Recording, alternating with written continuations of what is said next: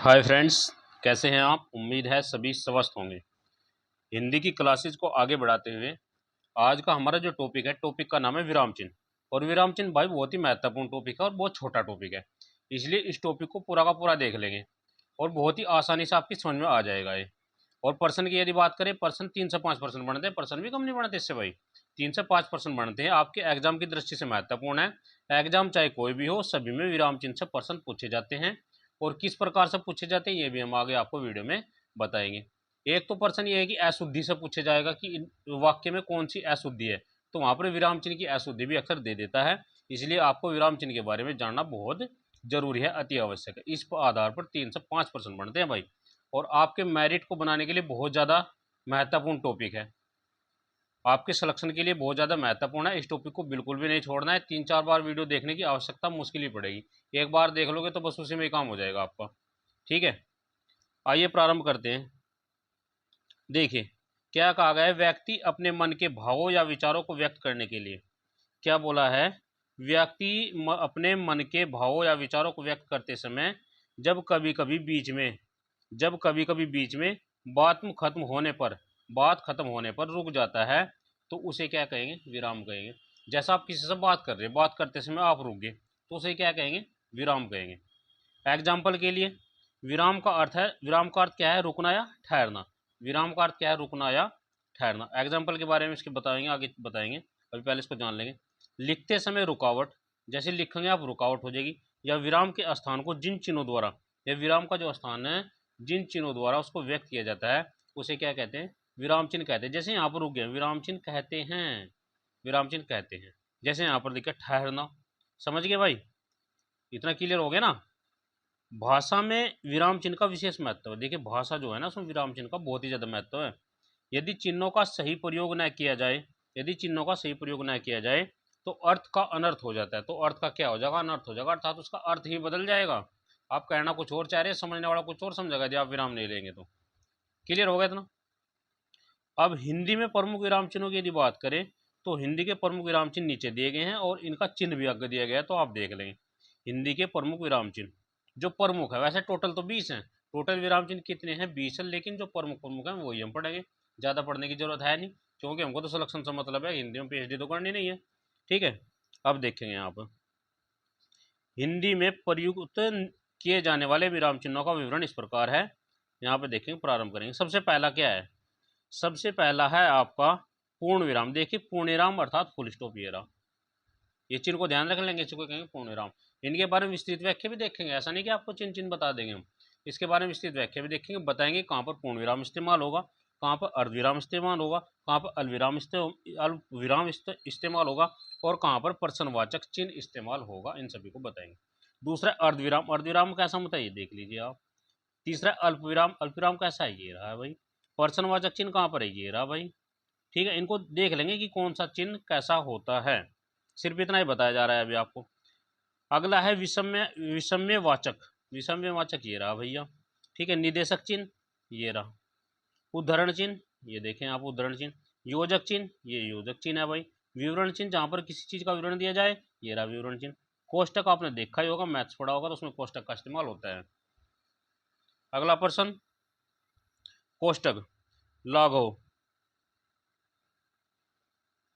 लाघव चिन्ह ये रहा भैया, हंसपद चिन्ह ये है, और समता मूलक चिन्ह ये रहा है। ठीक है, अब आगे इनका विस्तृत वर्णन करते हैं। सबसे पहला क्या है, पूर्ण विराम। पूर्ण विराम किसको कहते हैं, देखिए इस चिन्ह का प्रयोग प्रश्नवाचक या विषम्य आदिवाचक, महत्वपूर्ण बात यह है प्रश्नवाचक और विषम्य आदिवाचक, प्रश्नवाचक नहीं होना चाहिए, और दूसरा विषम्य आदिवाचक वाक्यों को छोड़कर सभी अन्य प्रकार के वाक्यों के अंत में किया जाता है। यानी प्रश्नवाचक और विषम्य आदिबोधक दो वाक्य ध्यान रखेंगे। यहाँ से प्रश्न पूछे जाएगा कि पूर्ण विराम का जो प्रयोग है वो किस प्रकार के वाक्यों में नहीं किया जाता, तो एक तो प्रश्नवाचक होना चाहिए, दूसरा विषम्य वाचक होना चाहिए। इन दो वाक्यों में पूर्ण विराम का प्रयोग नहीं होता है। क्लियर इतना। इनके पूर्ण विराम का प्रयोग कहानी होता है, बार बार बताया जा रहा है, प्रश्नवाचक और विषम्यवाचक। प्रश्नवाचक और विषम्यवाचक यदि वाक्य होंगे तो वहां पर पूर्ण विराम का प्रयोग नहीं होगा, नहीं होगा, नहीं होगा, नहीं होगा। क्लियर इतना। आगे देखते हैं, जब हम बोलते समय वाक्य की समाप्ति पर कुछ समय के लिए रुकते हैं। जब हम बोलते समय वाक्य की समाप्ति, वाक्य जब समाप्त हो गया उसकी समाप्ति के बाद कुछ रुकते हैं, तब अगला वाक्य प्रारंभ करते हैं। तब अगला वाक्य क्या करते हैं, प्रारंभ करते हैं। उस उक्त पूर्ण विराम चिन्ह का प्रयोग किया जाता है। तो उक्त पूर्ण विराम चिन्ह का प्रयोग किया जाता है, तो इस पूर्ण विराम चिन्ह का प्रयोग किया जाता है। जैसे यहाँ पर देखिए, तब अगले वाक्य आरंभ करते हैं। यहाँ पर कौन सा चिन्ह किया गया, पूर्ण विराम चिन्ह का प्रयोग किया गया है। यहाँ पर भी देखेंगे, ये भी किसका प्रयोग किया गया, पूर्ण विराम चिन्ह का प्रयोग किया गया है। यदि यहाँ पर चिन्हों को बदल दे, पूर्ण विराम की जगह पर अल्प विराम लगा दे, तो क्वेश्चन का अर्थ बदल जाएगा। क्वेश्चन का अर्थ बदल जाएगा और अर्थ बदलने से एक अलग ही भावना यहाँ पर प्रेरित होगी। क्लियर हो गया इतना? यानी कि आपको चिन्हों का बहुत ध्यान देना है। हिंदी में चिन्हों का विशेष महत्व है, इसलिए इस टॉपिक को हम आपको बहुत ही अच्छे तरीके से कराएंगे। आगे देखें एग्जाम्पल। एग्जाम्पल क्या दिया गया है, ज्ञाननंदा बाजार गई। ज्ञाननंदा कहाँ पर गई, बाजार गई, तो चिन्ह कौन सा है, पूर्ण विराम लग गया भाई। ज्ञाननंदा बाजार गई। सुकृत मेहनत से पढ़ता है, सुकृत मेहनत से पढ़ता है, वाक्य खत्म हो गया। खत्म करने के बाद पूर्ण विराम लगा दिया। गजल खेलती है, पूर्ण विराम लगे। अब बात करते हैं अल्प विराम की। पूर्ण विराम तो जान लिया है, अब जानेंगे अल्प विराम। देखिए अल्प विराम में क्या है, जब भी पूर्ण विराम की तुलना में थोड़े समय, जब भी पूर्ण विराम की तुलना में थोड़ी कम देर के लिए रुकना हो, जब भी पूर्ण विराम की तुलना में थोड़े कम देर के लिए रुकना होता है, तो वहां पर अर्धविराम या अर्धविराम चिन्ह का प्रयोग किया जाता है। यानी कि पूर्ण विराम की अपेक्षा थोड़ा कम समय लगेगा, तो वहां पर किसका प्रयोग किया जाएगा, अर्धविराम चिन्ह का प्रयोग किया जाएगा। ऐसा नहीं कर सकते कि अर्धविराम की जगह पर आप पूर्ण विराम लगा दें, तो वाक्य गलत हो जाएगा। और यहाँ पर ये वाक्य बहुत ही ज्यादा टफ कब पड़ेगा, जब यह वाक्य जब ये इस वाक्य को शुद्धिकरण में आप लेकर के जाएंगे। इतना आसान भी मत समझना। जब वाक्य को आप शुद्धिकरण में लेकर के जाएंगे और वहां पर किसी भी चिन्ह की हेरफेर हो गई, तो वाक्य गलत हो जाएगा और आपसे पूछ लिया जाएगा कि वाक्य कौन सा चाहिए, तो आप कैसे करेंगे। तो इसलिए उन बातों को, छोटी छोटी बातों को ध्यान में रखने के लिए अल्प विराम और पूर्ण विराम अर्थात जितने भी विराम चिन्ह हैं उन सभी को ध्यान रखना बेहद जरूरी है। क्योंकि बात कितने नंबर की है, बात है 5 नंबर। 5 नंबर अर्थात 5 क्वेश्चन। 5 क्वेश्चन कहीं कहीं पर 2-2 नंबर के क्वेश्चन आते हैं, कहीं कहीं पर 1.5 के भी आते हैं, यानी कि कम से कम 5 नंबर की बात है। अब देखिए यहाँ पर उदाहरण क्या दिया गया है, जुबिन बाजार से घर गया। जुबिन बाजार से घर गया। देखिए यहाँ पर क्या चिन्ह लगा रखा है, अल्प विराम। यदि यहाँ पर हम पूर्ण विराम लगा दें तो वाक्य गलत हो जाएगा। जुबिन बाजार से घर गया, कुछ समय के लिए रुका। यहाँ पर देखिए अल्प विराम जो है कुछ समय के लिए रुकेगा पूर्ण विराम की अपेक्षा। नहाया और नाश्ता किया, नहाया भी और नाश्ता भी किया। फिर अपनी गाड़ी उठाई और स्कूल चला गया। स्कूल चला गया, फिर उसके बाद कौन चिन्ह आएगा भाई, देखो पूर्ण विराम चिन्ह है, क्योंकि वहां पर स्कूल चला गया अर्थात समाप्ति की ओर हो गया है। वहां पर वह रुकेगा, पता नहीं क्या करेगा क्या नहीं करेगा, उसके बाद की व्याख्या हमको पता नहीं है। ठीक है भाई। अगर इस वाक्य में यहाँ पर चिन्ह बदल दिया जाए, इस चिन्ह के स्थान पर हम यहाँ पर ये चिन्ह लगा दें, पूर्ण विराम लगा दे, तो वाक्य पूर्णतः गलत हो जाएगा। या अल्प विराम की जगह पर पूर्ण विराम लगा दे, या इसकी जगह पर कोई और चिन्ह लगा दे, तो यहाँ पर क्या हो जाएगा, वाक्य पूर्ण रूप से गलत हो जाएगा। क्लियर हो गया इतना भाई। अर्धविराम की बात होगी इतनी। अर्धविराम जहां पर पूर्ण विराम से थोड़ा कम समय लगे, यदि यहाँ पर अर्धविराम की जगह पर अल्प विराम लगा दिया, पूर्ण विराम लगा दे, तो वाक्य पूर्ण रूप से गलत हो जाएगा। अशुद्धि में इनको बहुत दिक्कत आएगी करने में। यदि विराम चिन्ह की, यदि यहाँ पर चिन्ह की अशुद्धि है, तो उसको आपको देखना होगा, उसको समझना होगा। इतना समझ आ गया। अब अगला चिन्ह जो चलता है वह है अल्प विराम। अल्प विराम की यदि बात करें, वाक्य में बहुत कम देर के लिए ठहरना। वाक्य में क्या आएगा, बहुत कम देर के लिए ठहरेगा, वहां अल्प विराम का प्रयोग किया जाता है। इस चिन्ह का प्रयोग वाक्य में सर्वाधिक होता है। महत्वपूर्ण भाई, इस चिन्ह का प्रयोग वाक्य में सर्वाधिक होता है। आपसे पूछा जा सकता है कि किस चिन्ह का प्रयोग वाक्य में सर्वाधिक होता है, तो किस चिन्ह का प्रयोग होता है, अल्प विराम का। क्लियर हो गया इतना। जैसे बहुत ही कम समय के लिए रुकेगी, देखो अर्चना शादी में ना जा सकी। अर्चना शादी में ना जा सकी क्योंकि वह अस्वस्थ थी। देखिए कितने समय, कम समय के लिए रुका। अर्चना शादी में न जा सकी क्योंकि वह अस्वस्थ थी, तो कौन सा चिन्ह लगा दिया, अल्प विराम लगा दिया। और बहुत ही कम समय के लिए रुका है, इसलिए इसको अल्प विराम कहा गया है। अगला है हाँ मैं लखनऊ जाऊंगा। हाँ मैं लखनऊ जाऊंगा, ये कौन सा चिन्ह लगा दिया भाई, अल्प विराम लगा दिया। परखर तुम बाहर मत जाओ, ये भी कौन सा चिन्ह लगा दिया, अल्प विराम लगा दिया है। लेकिन यदि यहाँ पूर्ण विराम लगा दिया तो क्या वाक्य सही हो जाएगा, नहीं गलत हो जाएगा। अगला है प्रज्ञा बाजार से केला आम संतरा सेब व अंगूर लाई। देखिए कौन सा चिन्ह इस्तेमाल हो रहा है यहाँ पर, ये देख लिया बहुत ही ध्यान से। कौन सा है, अल्प विराम इस्तेमाल हो रहा है, न कि पूर्ण विराम। ठीक है, और ना ही इसमें अर्धविराम का प्रयोग हो रहा है। ठीक है, यदि अर्धविराम का प्रयोग भी कर देंगे तो भी वाक्य क्या हो जाएंगे, तीनों तीनों गलत हो जाएंगे। अब अगला वाक्य है प्रश्नवाचक। ठीक है, देखिए यहाँ पर परिभाषा में क्या दिया गया है, इसमें देखेंगे ये देखिए यहाँ पर यार पर्सनवाचक, तो पर्सनवाचक में पूर्ण पूर्ण विराम का प्रयोग नहीं होने का भाई। पर्सनवाचक चिन्ह में पूर्ण विराम शब्द का प्रयोग नहीं होगा, महत्वपूर्ण बताया गया है। ठीक है, बाकी सभी में हो रहा है, आप देख सकते हैं लास्ट में। जब वाक्य में क्या, कब, क्यों, ये देख लेंगे महत्वपूर्ण, क्या आएगा, क्यों आएगा, कब आएगा, कैसे आएगा आदि शब्दों का प्रयोग है। इनके सीधे शब्दों में कह सकते हैं कि किसी से प्रश्न पूछोगे आप, जैसे तुम कहाँ जा रहे हो, तुमने क्या खाया, तुम कहाँ से आ रहे हो, इस प्रकार के शब्द यदि प्रयोग किए जाएंगे तो वहाँ पर प्रश्नवाचक चिन्ह का प्रयोग किया जाएगा। और प्रश्नवाचक चिन्ह ये रहा, इसको ध्यान रख लेंगे। इसको ध्यान रखने में इतना ज़्यादा वो नहीं है, क्योंकि वहाँ पर जब भी आप किसी से प्रश्न करोगे तो वहाँ पर प्रश्नवाचक चिन्ह का प्रयोग होगा। ध्यान रख लेंगे प्रश्नवाचक चिन्ह कैसे होता है। राकेश इंदौर कब जा रहा है, राकेश इंदौर कब जा रहा है भाई, बताइए कब जा रहा है राकेश इंदौर। तो इसमें क्या लगे, प्रश्न पूछ लिया हमने कि कब जा रहा है भाई बताओ। अगला जो है, आशीष किसके साथ जयपुर गया था, आशीष किसके साथ जयपुर गया था, ये प्रश्न पूछ लिया दोबारा से। पूर्णिमा कहाँ जा रही है, पूर्णिमा कहाँ जा रही है, पूछ लिया प्रश्न। करती क्या पढ़ रही है, यहाँ पर ये रहा प्रश्नवाचक चिन्ह। पंक्ति कब लौटकर आएगी, तो इसमें भी क्या है, प्रश्नवाचक चिन्ह का ही प्रयोग हो रहा है। प्रिय दोस्तों आगे देखते हैं, अगले वाला जो चिन्ह है वो है विषम्यवाचक। तो यहाँ पर भी विषम्यवाचक, विषम्यवाचक। अब विषम्यवाचक में देखें क्या दिया गया है।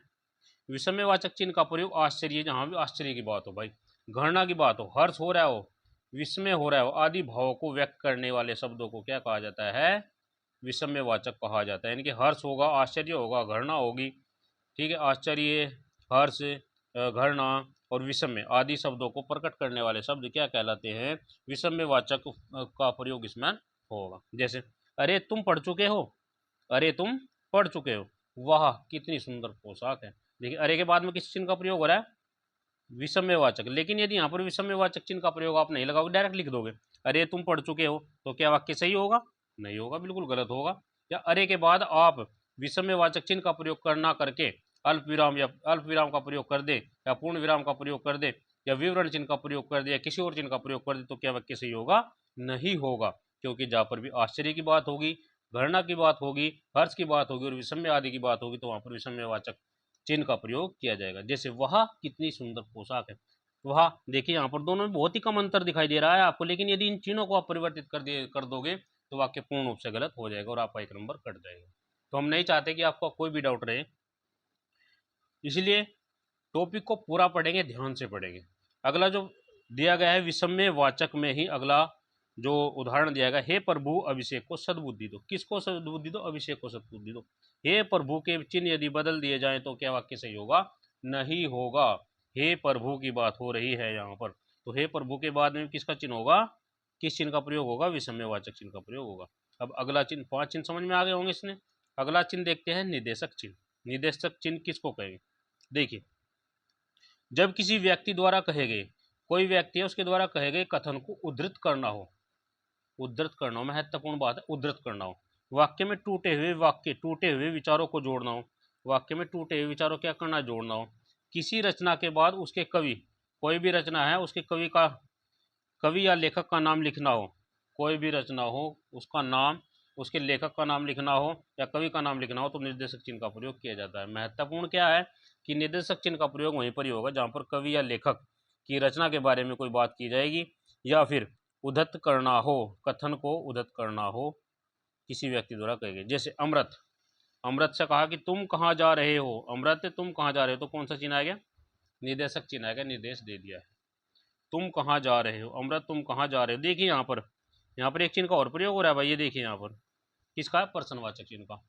अमृत से कहा कि तुम कहाँ जा रहे हो, यदि खाली लिख देंगे अमृत तुम कहाँ जा रहे हो, तो क्या हो जाएगा, वाक्य गलत हो जाएगा भाई, ठीक है ना। कक्षा में प्रथम स्थान प्राप्त करने वाले निम्नलिखित हैं। पहला सजल है, देखिए यहाँ पर ये चिन्ह कौन सा है, निर्देशक चिन्ह की निर्देश कर रहा है कि कौन कौन है, किन किसने प्रथम स्थान प्राप्त किया था। पहला है सजल, फिर प्रज्ञा, फिर प्रखर, फिर जुबिल, फिर करती, फिर पंक्ति, फिर गजल और फिर चाहत। इस चिन्ह का बताएंगे, चिन्ह कौन है, कमेंट बॉक्स में बताएंगे ये कौन सा चिन्ह है। इन दोनों चिन्हों के बारे में आप कमेंट बॉक्स में उनको बताएंगे, दोनों के बारे में विस्तृत चर्चा की। और इस चिन्ह को तो बताया था कि बहुत ज़्यादा महत्वपूर्ण है, समझ के तीसरे नंबर पाया था, इतना भी आपको डाउट वो दे दिया है, क्लू दे दिया। अगला चिन्ह जो है उदाहरण चिन्ह, देखिए जब किसी कथन को जैसे का तैसा उद्धृत करना हो तो उद्धरण चिन्ह का प्रयोग किया जाएगा।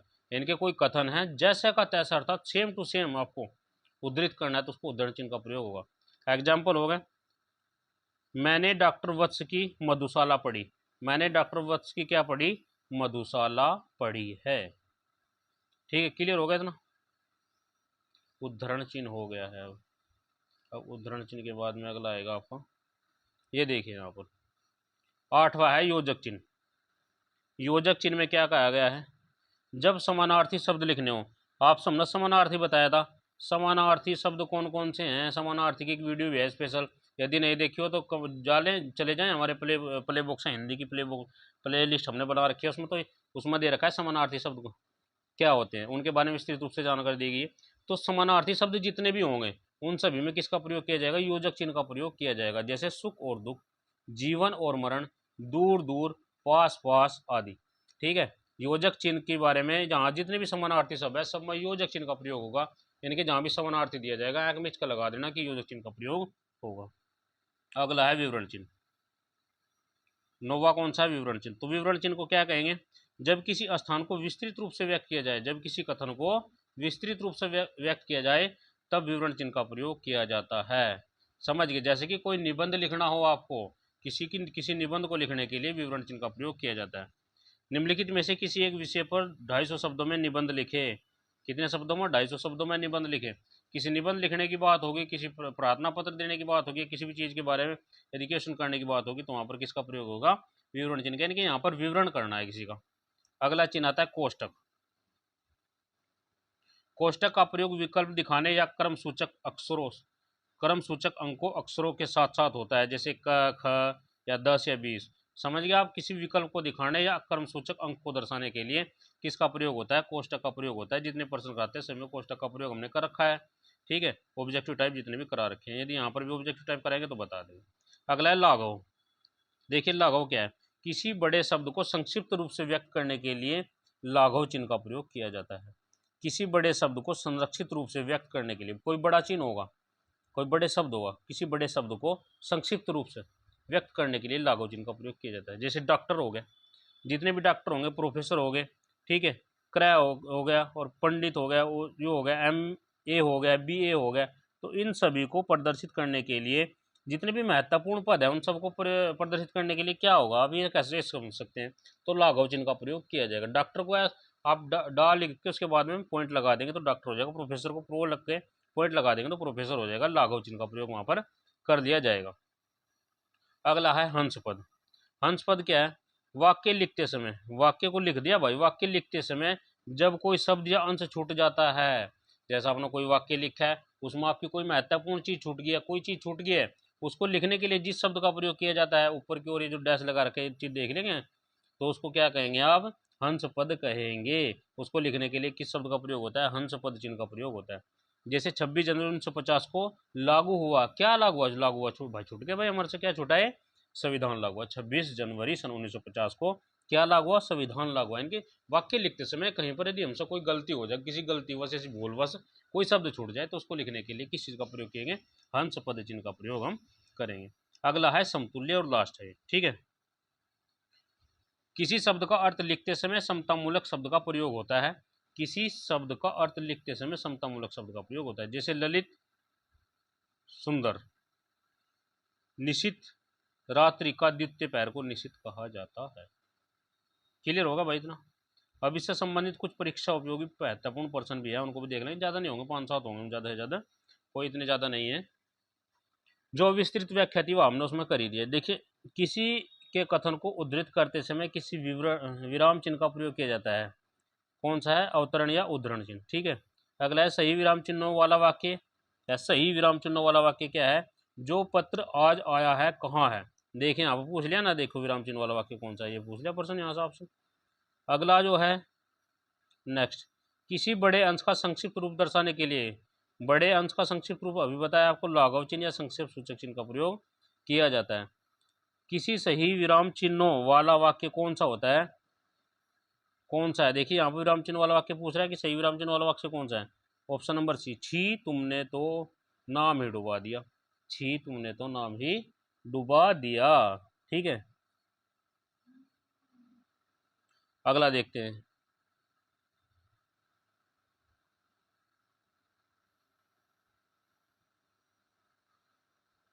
देखिए यहाँ पर ये दिया गया है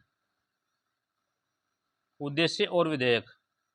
उद्देश्य और विधेयक के अंग हैं। उद्देश्य और विधेयक किसके अंग है? वाक्य के।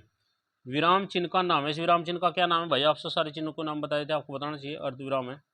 किसी कठिन शब्द को स्पष्ट करने के लिए किस चिन्ह का प्रयोग किया जाता है? कोष्टक का प्रयोग किया जाता है, बताया। योजक चिन्ह ये रहा, आपको देख लेंगे। Option number A. लाघव चिन्ह का प्रयोग होता है। ऑप्शन नंबर बी, बड़े अंश का संक्षिप्त रूप लिखने के लिए। लाघव चिन्ह का प्रयोग किसके लिए किया जाता है? बड़े अंश का संक्षिप्त रूप लिखने के लिए लाघव चिन्ह का प्रयोग किया जाता है। क्वेश्चन नंबर 10, संरचना के आधार पर किए गए वाक्य के वर्गीकरण में इनमें से कौन सा प्रकार नहीं है? ऑप्शन नंबर सी, अज्ञार्थ वाक्य नहीं है, जबकि सरल वाक्य होता है, मिश्रित वाक्य होता है। ऑप्शन नंबर डी छूट गया, कौन सा था पता नहीं।